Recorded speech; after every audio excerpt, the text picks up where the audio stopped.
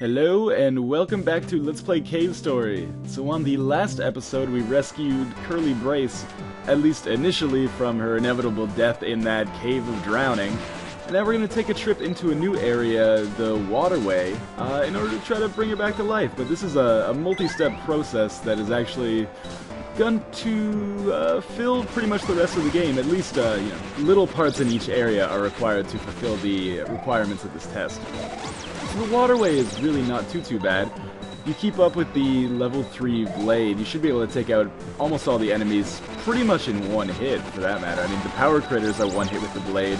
Sometimes the bats take a little bit more, which is strange, but in any case, this is a good time to get any experience back on weapons that you might have lost it on.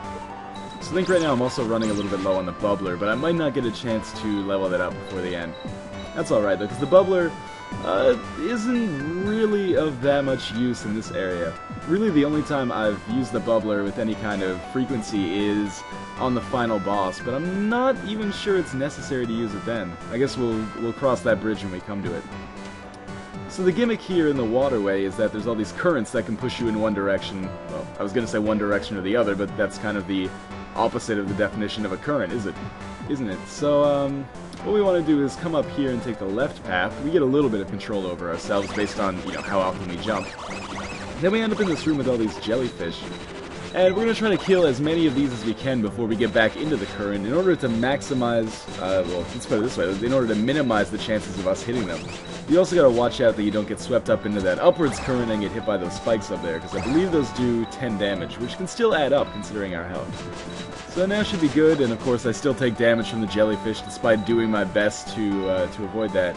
And then you absolutely have to make sure you get to this cabin up in the top right.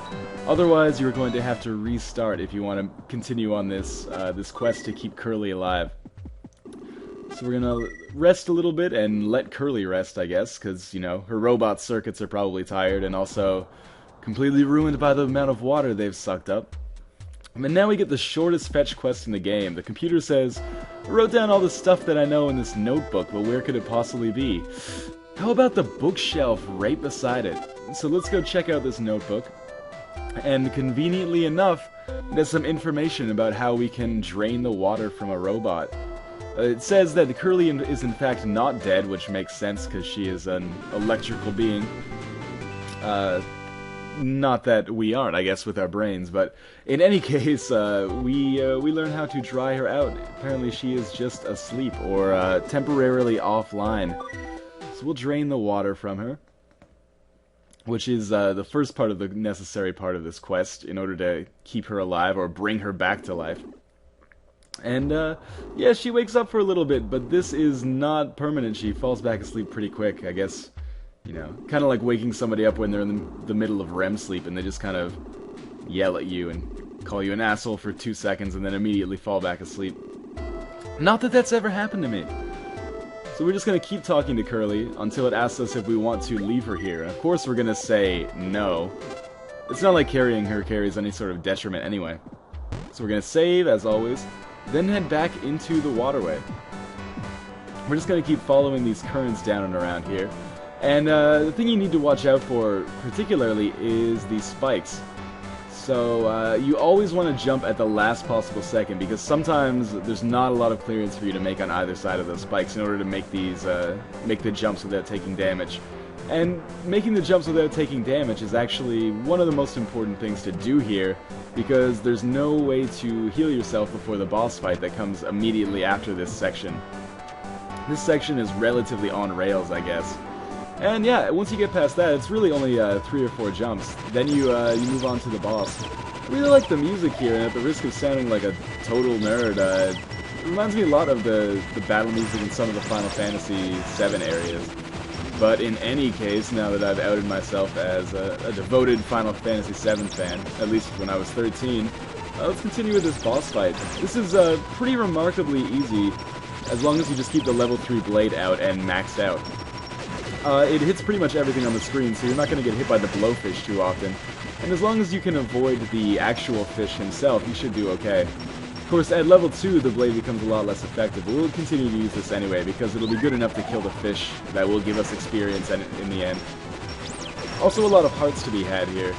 So, compared to the previous bosses that we faced, this one is quite easy. Worth noting, if you actually do manage to kill the boss without getting hit, which obviously I have not done, you get a little bit of an Easter egg that references Pixels, the game for Pixel that came out just before this one, or directly before this one. But since I kind of suck at this boss fight, at least right now, probably won't get to see that one on camera anytime soon. But you know, for those of you who are a little bit more adept at the game, you can look forward to that when you get to this boss fight.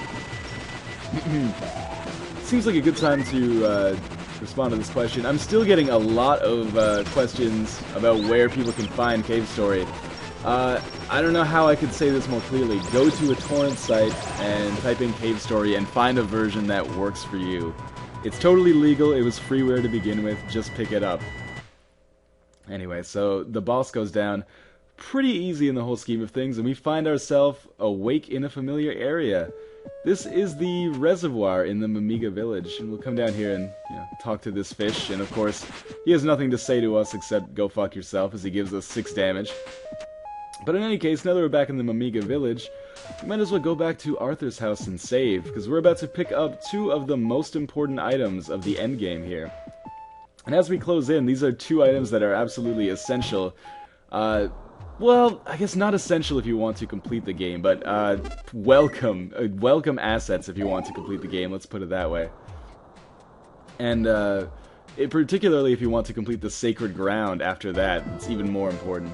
So we'll walk towards the teleporter, and Professor Booster is in fact not dead, and the first thing he says isn't, "Why the fuck did you leave me to die there like a sack of shit?" He's just gonna update us on the story a little bit instead. What a nice guy.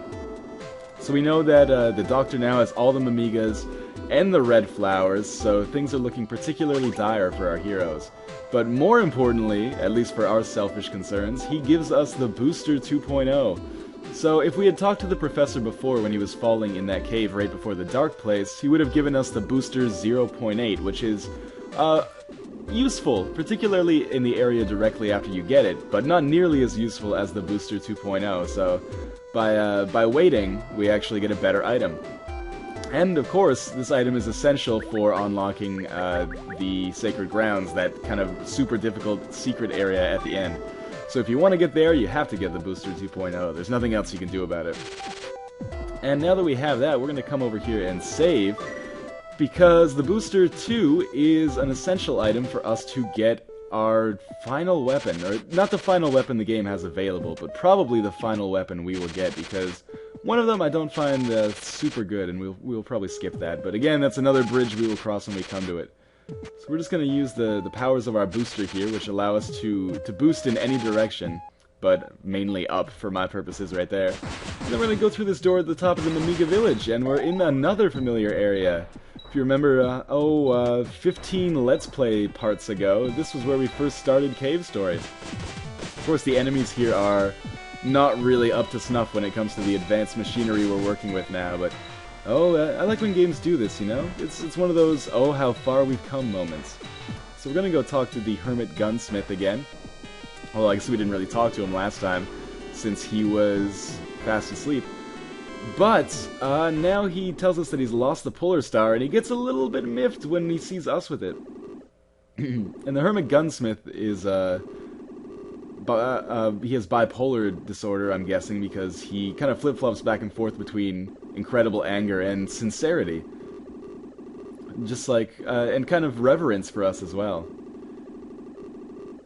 But, in any case, here's where he has this change of heart, and he starts to come around to our side and realize that this is a weapon that we're going to need if we're going to save the whole island, including this man, who has, probably not seen the light of day in weeks, but in any case. So here he gives us probably the most powerful weapon in the game, the spur. And this has a lot of unique properties, but we'll get to those in a second when we exit the Hermit Gunsmith's cave. I like this quote: "In this world there exists a balance between those who are creators and those who are users." It's kind of a take on game design, don't you think? A refreshing take on the hobby we all enjoy so much. So the spur is unlike other weapons in that it can't collect or lose experience. What you can do with it is charge it to level it up. And on level 3 it delivers a really powerful laser that you can see right there. Level 1 is about as powerful as the level 3 Polar Star, and level 2 is just kind of a weaker laser than the level 3 one. But in any case, thank you guys for watching. Now that we got the spur, see you in the next part.